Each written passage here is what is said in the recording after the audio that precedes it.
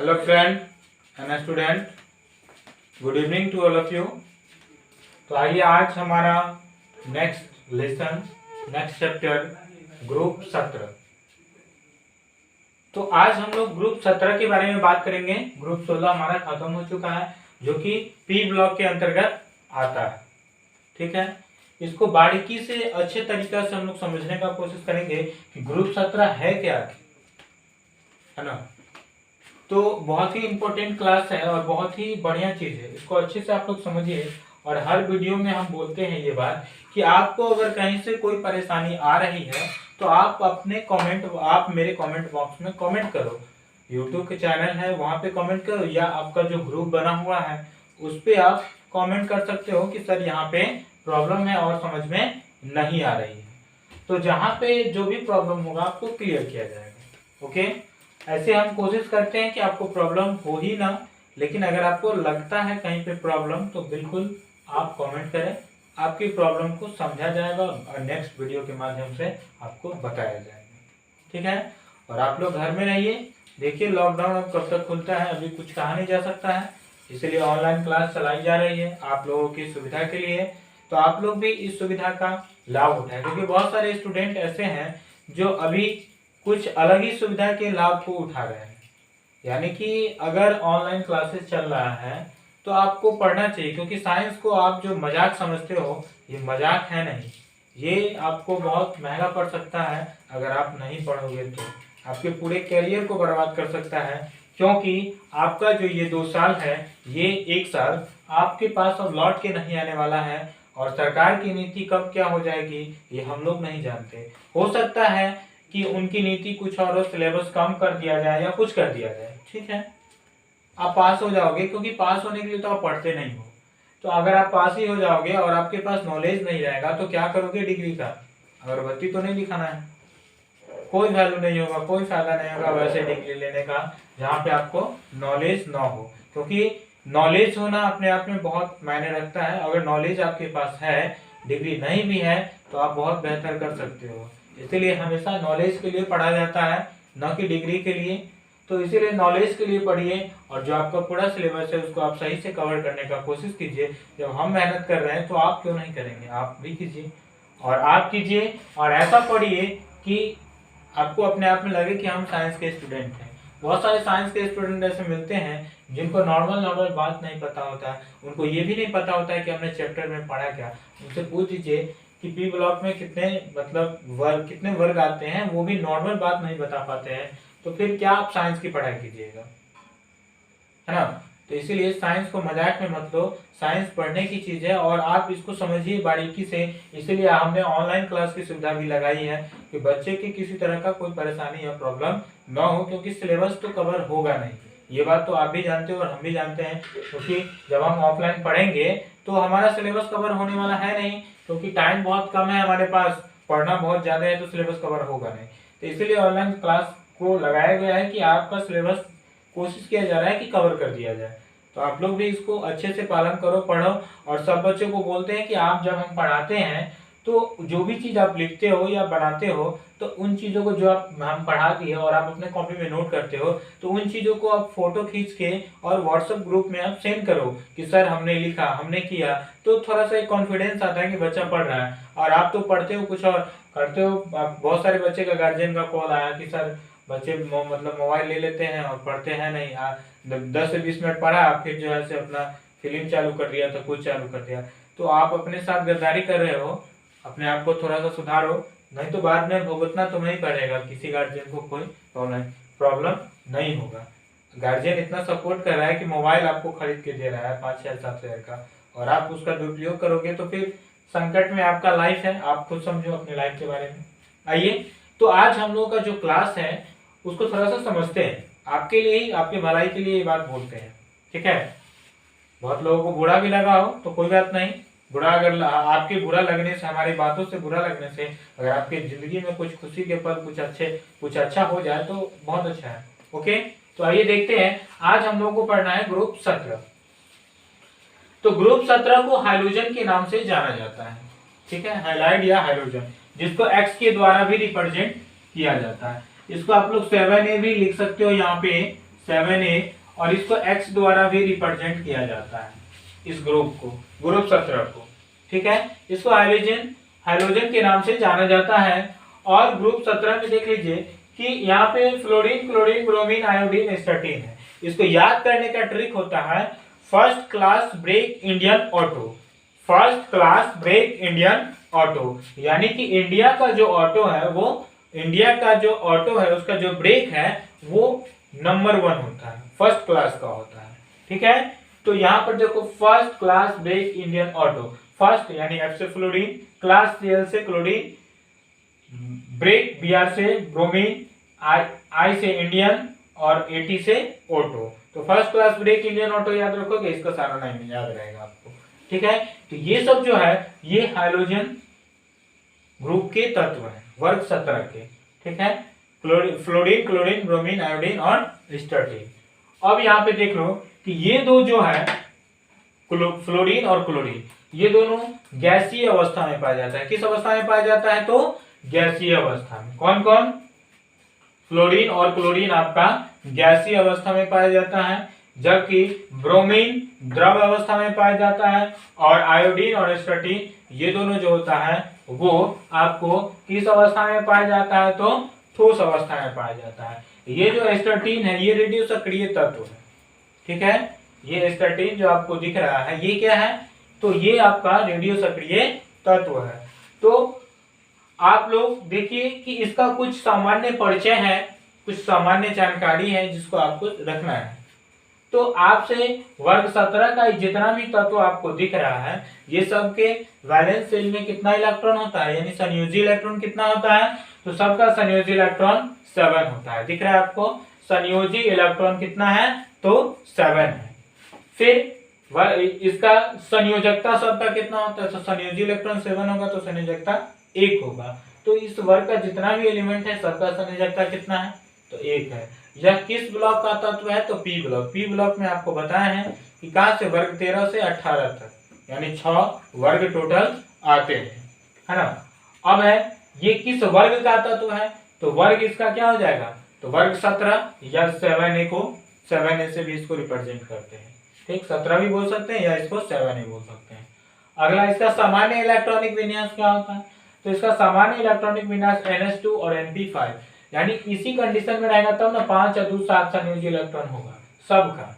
अगर आपको समझ में नहीं आता है तो देख लो, एक दो हम बता देते हैं। जैसे फ्लोरीन है F9 तो 1s2 2s2 2p5, देखो 2 2 4 5 9। उसके बाद क्लोरीन है Cl17, तो यहाँ पे देखो Cl17 तो 1s2 2s2 और 2p6 3s2 3p6 सॉरी 5। देखो 2 2 4 6 10 2 12 अपन 2 2 4 6 10 2 12 5 17, 17 is equal to 17, 9 is equal to 9। अब यहाँ पे देखो बैलेंस सेल में, बाहरी सेल में यही ना, देखो S2 और P5, S2 और P5, यहाँ पे क्या हो रहा है? जो N है ये आवर्त की संख्या है, तो आवर्त की संख्या आपका बढ़ रहा है, लेकिन क्या होगा कि ऊपर का जो इलेक्ट्रॉन है वो सेम रहता है, 2 5 2 5। तो यही इसका सामान्य इलेक्ट्रॉनिक कॉन्फ़िगरेशन है, सामान्य इलेक्ट्रॉनिक विन्यास। ये भी ऑब्जेक्टिव में पूछ देता है कि निम्नलिखित में से वर्ग 17 का सामान्य इलेक्ट्रॉनिक विन्यास कौन है? तो यहाँ पर देखो। ठीक, अब आगे इसका आयन, इस पर जो चार्ज होता है ये सब पर -1 चार्ज होता है। कितना चार्ज होता है? तो -1 चार्ज होता है। तो ये आपका कुछ वर्ग 17 का सामान्य जानकारी था जो कि आपको रखना अति आवश्यक है। वर्ग 17 को हम लोग हाइड्रोजन के नाम से जानते हैं और ये क्या है? ये 7A के नाम से भी इसको जाना जाता है। ठीक, ये सब चीज आपको समझ में आया। ठोस, द्रव्य, गैस अवस्था में कौन कौन सा तत्व? आपको ऐसा क्वेश्चन आएगा कि वर्ग 17 में ऐसा कौन सा तत्व है जो द्रव अवस्था में पाया जाता है? तो ब्रोमीन जो है वो किस अवस्था में पाया जाता है? तो द्रव अवस्था में पाया जाता है। ठीक है, और ठोस अवस्था में आयोडीन और स्टार्टीन। वर्ग 17 में ऐसा कौन सा तत्व है जो रेडियो सक्रिय तत्व है? तो रेडियो सक्रिय तत्व स्टार्टीन है जो वर्ग 17 का एलिमेंट है, लेकिन ये रेडियो सक्रिय तत्व है। बात समझ में आ रहा है? चलिए, अच्छी बात है। अब हम लोग बात कर लेते हैं कुछ चीजों पे इनके कलर कुछ होते हैं। तो देखिए ये जो आपका फ्लोरीन है ना, ये येलो कलर का होता है, पीला कलर का फ्लोरीन पीला कलर का होता है।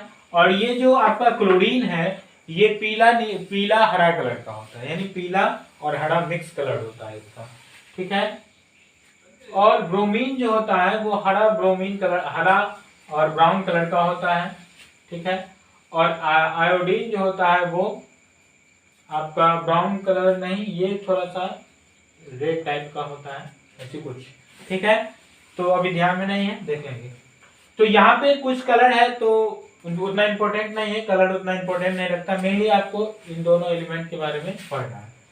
तो फ्लोरीन और क्लोरीन और ब्रोमीन, ये देखिए ये जो होता है ये आपका येलो कलर, ये पीला कलर होता है, ये पीला हरा होता है, ये आपका हरा ब्राउन होता है, ठीक है। तो अब देखते हैं आगे इनके बारे में, कुछ इनके प्रॉपर्टीज को जानते हैं कि वर्ग 17 का जो प्रॉपर्टी है वो कैसा कैसा प्रॉपर्टी है, क्या क्या प्रॉपर्टी है, उनके बारे में।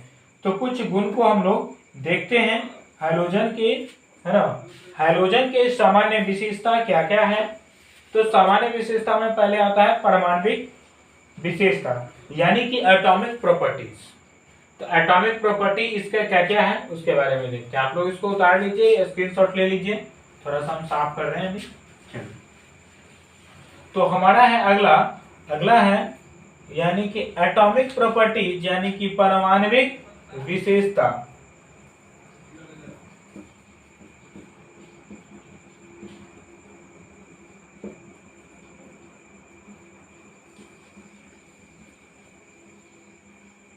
क्या है?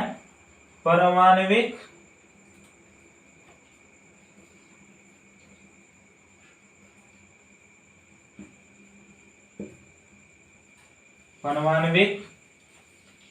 विशेषता।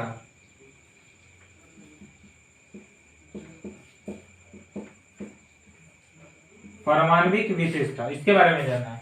तो इसकी परमाणविक विशेषता के अंतर्गत जो आते हैं पॉइंट, हाइड्रोजन के परमाणविक विशेषता के अंतर्गत वो 3 पॉइंट आते हैं, जैसे इलेक्ट्रॉनिक विन्यास, उसके बाद है परमाणविक एवं आयनिक त्रिज्या, विद्युत ऋणात्मकता और आयनन एंथैल्पी।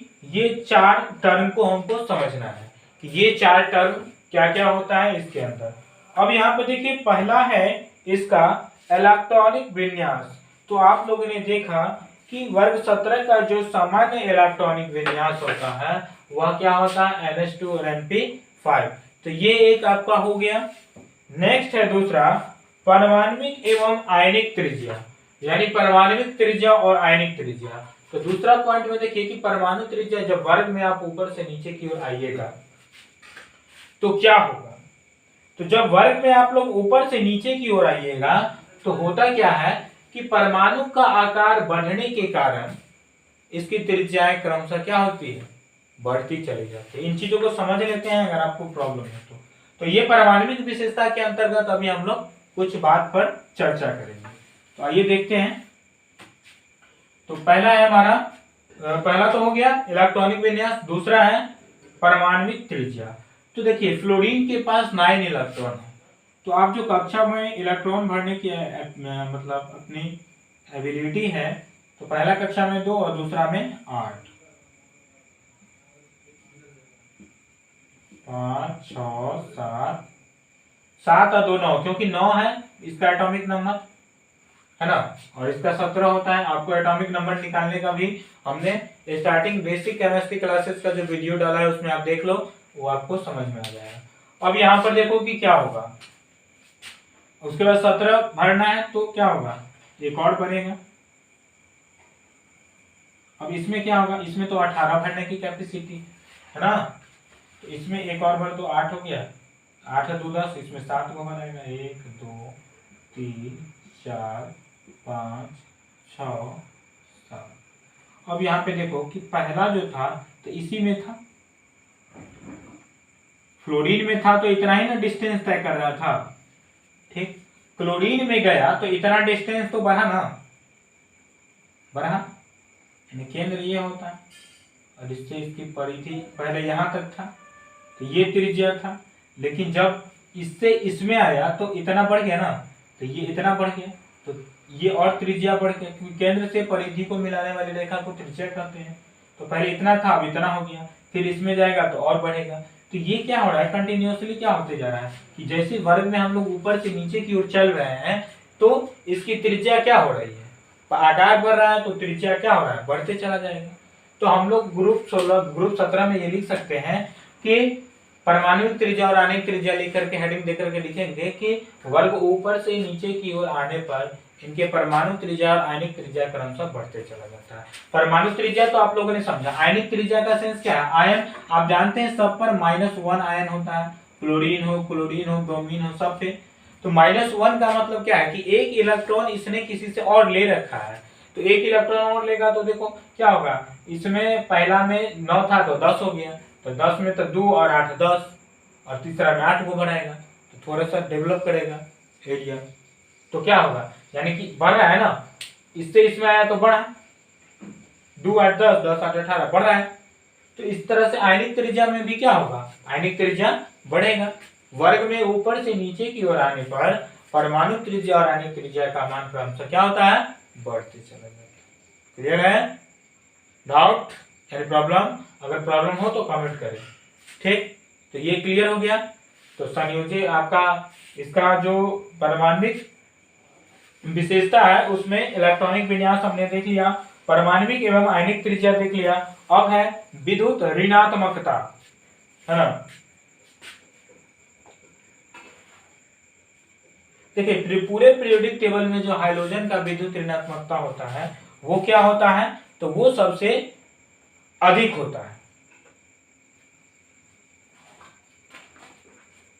ठीक है, अगर आप वर्ग में F यानी कि ऊपर से नीचे की ओर जाओगे तो विद्युत ऋणात्मकता के मान में क्या आती है, कमी चली आती है। कैसे, अब देखो विद्युत ऋणात्मकता होता क्या है, तो विद्युत ऋणात्मकता के बारे में पहले समझे। विद्युत ऋणात्मकता यानी कि कहने का यह सेंस है कि निगेटिविटी जो होता है, अब जैसे जैसे आप इससे दूर तक चले जाओगे, जैसे जैसे इससे डिस्टेंस अपना तय करोगे, तो यह क्या होगा कि यहाँ पे जो न्यूक्लियस के नजदीक जो बंधन बना करके बैठा है जो एलिमेंट, तो वो अधिक क्लोज मतलब अधिक मजबूत बंधन से बंधा हुआ रहता है। लेकिन इसके बगल में जो एलिमेंट होता है मतलब कक्षा है, वो इससे कब दूर होते चला जाएगा, दूर होगा तो इसका जो बल है वो कमजोर होते चला जाएगा, अभिकेंद्रक बल कमजोर होगा, तो इससे इलेक्ट्रॉन को जंप करने में, है ना, क्या होगा कि यानी इलेक्ट्रॉन इससे इसमें, यानी कि इसको अगर चाहिए इससे इसमें जंप करवाने के लिए तो क्या करेगा, इसको टूटना होगा, यहाँ से टूट के इसमें जंप करेगा। तो जंप करने के लिए क्या होगा कि इसकी इससे डिस्टेंस दूरी है, तो जैसे जैसे ये दूरी बढ़ेगा तो क्या होगा, इसको जंप करना आसान हो जाएगा, है ना, आसान होगा। तो यहाँ पे इसका मान कम होगा, इसीलिए ये जंप, क्योंकि यहाँ पे मजबूत होता है, यहाँ पे कमजोर होते चला जाएगा तो कम ही होगा। जैसे जैसे आकार बढ़ेगा तो इसके बंधन मतलब बंधन की कैपेसिटी कम होगी इलेक्ट्रॉन बंधुता का, तो विद्युत ऋणात्मकता का भी मान क्या होगा, कम, क्योंकि यहाँ से इसमें जंप कर सकता है, जंप करेगा तो ये टूट जाएगा, तो इसका मान कम होगा तब ना जंप करेगा। लेकिन जो इसके नजदीक होता है उसको जंप कराने के लिए अधिक ऊर्जा की आवश्यकता है। सिंपली फॉर्म में आप ऐसे बोल सकते हो कि जैसे कि जो न्यूक्लियस के पास सेल है उसको तोड़ने में अधिक ऊर्जा की आवश्यकता होती है और जो डिस्टेंस में है उसको कम, तो ये क्या करता है, जंप करेगा इसमें तो इसकी नेगेटिविटी क्या होगी, कम होगी और इसकी अधिक होगी। तो इसका जो विद्युत ऋणात्मकता का मान है वह वर्ग में ऊपर से नीचे की ओर आने पर क्या होता है, घटते चला जाता है। परमाणु का आकार बढ़ने के कारण, नाभिक से दूरी बढ़ने के कारण विद्युत ऋणात्मकता का मान घटते चला जाता है।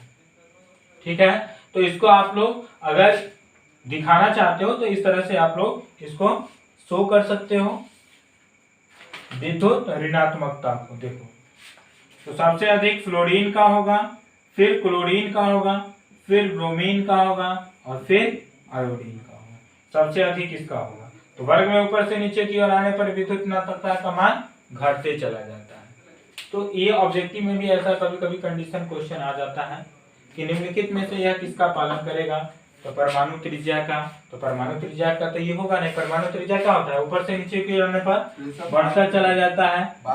तो क्या होता है कि यहाँ पे फ्लोरीन, जैसे यहाँ पे इसका जो आप दिखाइएगा तो इस तरह से आप इसको शो कर सकते हो, फ्लोरीन, क्लोरीन, ब्रोमीन और आयोडीन।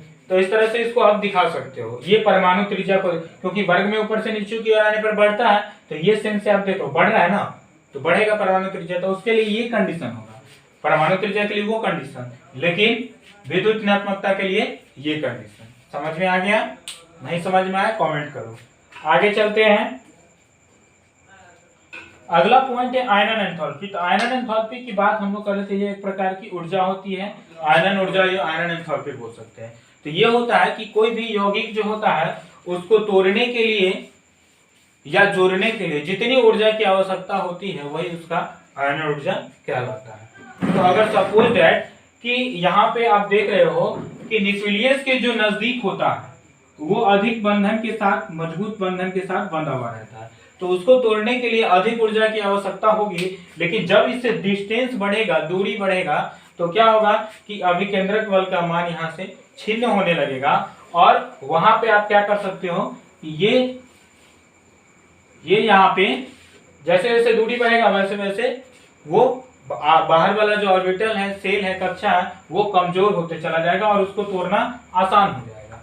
ठीक है, तो क्या होगा, तो आयनन ऊर्जा का मान भी वर्ग में ऊपर से नीचे की ओर आने पर आयनन ऊर्जा के मान में भी क्या होगी, तो कमी होगी।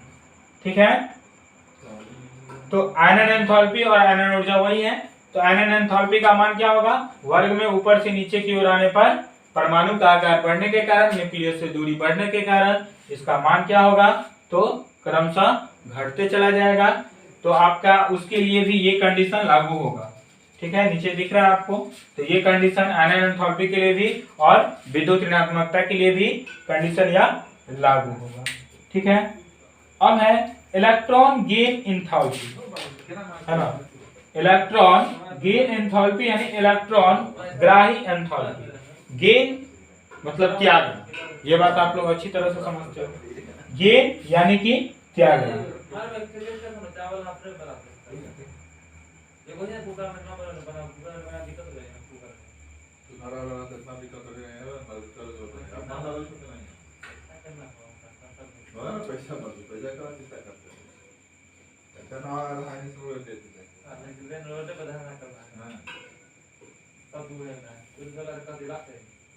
अब यहाँ पर देखिए कि इलेक्ट्रॉन ग्राही एंथैल्पी ये सबसे अधिक जो होता है ये क्लोरीन का होता है। कैसे होता है देखो, यहाँ पे इलेक्ट्रॉन ग्राही एंथैल्पी यानी वर्ग में ऊपर से नीचे की ओर आने पर ये सेंस यहाँ पे थोड़ा सा काम नहीं करेगा, बाद में इसका जो कंडीशन होता है ये होता है। देखो थोड़ा सा यहाँ पे ये होता है क्लोरीन, यानी फ्लोरीन से बड़ा इसका होगा मान, और फ्लोरीन से बड़ा ब्रोमीन, और इससे बड़ा आयोडीन। बाद बाकी सब ठीक है, एक क्लोरीन का कंडीशन चेंज होता है। ऐसा क्यों होता है तो देखिए, कहा जाता है कि इलेक्ट्रॉन ग्राही एंथैल्पी यानी कि इलेक्ट्रॉन गेन एंथैल्पी, जो गेन यानी कि क्या करता है, त्याग करता है। गेन मतलब त्याग। तो यहाँ पे इसकी त्यागने की कैपेसिटी इसमें ज्यादा होती है। जैसे देखो कैसे होती है ज्यादा। अब यहाँ पे देखो कि हमने अभी जस्ट बना करके समझाया है, यानी कि त्यागने की कैपेसिटी किसकी होगी, वर्ग में ऊपर से नीचे की ओर आने पर कंडीशन क्या है उसी को समझना है। ये हमारा चौथा प्रॉपर्टी है, एटॉमिक प्रॉपर्टी। तो यहाँ पर देखो कि ये है एक कक्षा, पहला कक्षा में 2 इलेक्ट्रॉन हमने भरा और दूसरा में फिर 7 भरेंगे, तब ना आपका 2 3 4 5 6 7 ऐसे 8 भराता है, हमने 7 भरा। अब देखो क्लोरीन 17 अगला बनेगा, एक और भराएंगे इसमें 7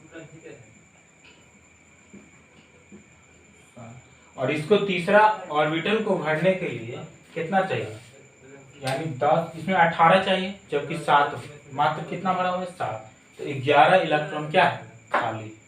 और ये तो भरा हुआ है, फ्लोरीन में एक ही खाली था, एक ही खाली था ना, और ये एक खाली था इसमें।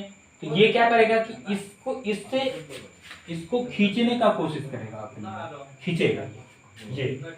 तो इसको ये आसानी से खींच सकता है, लेकिन अब टर्म यहाँ पे यह फंसता है कि इसमें अगर एक इलेक्ट्रॉन है तो अंदर वाले से तो नहीं ले सकता है, क्योंकि ये बहुत मजबूत बंधन के साथ बंधा हुआ है। तो फ्लोरीन इससे नहीं ले सकता है, लेकिन किससे लेगा, क्लोरीन से। तो क्लोरीन के अंदर त्यागने की कैपेसिटी है कि नहीं, इसके अंदर नहीं है, क्योंकि ये इसमें तो जा नहीं सकता है, क्योंकि ये और पहले से ही फुलफिल है। तो ये तो नहीं दे सकता है, किसी को त्याग नहीं सकता है, ठीक है। लेकिन ये क्या कर सकता है, क्लोरीन, इसमें तो कम है अभी, तो ये आसानी से अपना इलेक्ट्रॉन को त्याग सकता है। तो इस कारण से क्या होता है कि इसका फ्लोरीन से क्लोरीन का वैल्यू, क्लोरीन का जो होता है वो इलेक्ट्रॉन ग्राही एंथैल्पी का मान अधिक होता है। फ्लोरीन से क्लोरीन का इलेक्ट्रॉन ग्राही एंथैल्पी का मान अधिक होता है, यही कारण है। तो ये जब भी कंडीशन आएगा तो ये किस में आएगा, तो ये आपका आएगा इलेक्ट्रॉन ग्राही एंथैल्पी, यानी इलेक्ट्रॉन गेन एंथैल्पी का ये कंडीशन है। इसको आप ध्यान में रखिएगा, ऑब्जेक्टिव में ये सब बहुत बराबर पूछता है कि निम्नलिखित में से किस कंडीशन का, किस नियम का पालन करता है वर्ग 17 में। तो वर्ग 17 में ये किसके नियम का पालन करता है, तो electron gain enthalpy, electron gain enthalpy, या पूछ सकते हैं आपको कि वर्ग 17 में इलेक्ट्रॉन गेन एंथैल्पी का मान सबसे अधिक किसका होता है, तो फ्लोरीन का होता है, ठीक, किसका होता है, फ्लोरीन का। और एक चीज और याद रखेंगे, पूरे पीरियोडिक टेबल में सबसे अधिक विद्युत ऋणात्मकता वाला जो तत्व है वह कौन है, तो वह फ्लोरीन, ये भी याद रखिए, ठीक है, ये भी पूछा जाता है। और विद्युत गेन एंथैल्पी वाला सबसे मतलब अधिक मान वाला सबसे, यहाँ पे क्वेश्चन इस तरह से आएगा कि इलेक्ट्रॉन गेन एंथैल्पी वर्ग 17 में सबसे अधिक किस एलिमेंट का होता है, तो क्लोरीन का होता है। क्लियर है, समझ में आया। तो आज के लिए मेरे ख्याल से इतना ही काफी है बेसिक, आप लोग इसको नोट कर लीजिए और अच्छे से लेक्चर को आपने सुना है तो इन चीजों को, कुछ चीजों को आप अपने कॉपी में नोट कर लीजिएगा जो हमने अपने लेक्चर में बताया है, क्योंकि हर चीज को लिखना पॉसिबल नहीं है, संभव नहीं है। तो इसीलिए हम लेक्चर के रूप में आपको समझाने का कोशिश करते हैं, जो आप अच्छे से समझें। तो इसको आप लोग नोट कीजिए और हमारी बातों को आपने सुना है उसको भी अपने कॉपी में नोट कीजिएगा और अच्छे से उसको रिवाइज करते रहिए। और कल से आपका जो भी हमने अभी आज पढ़ाया है वो कल पूरे ग्रुप में सेंड होना चाहिए कि किस बच्चे ने इसको उतारा, कॉपी में नोट किया या नहीं किया, आपको मैसेज सेंड करना। ओके, तो मिलते हैं हम लोग नेक्स्ट क्लास में, तब तक के लिए थैंक यू।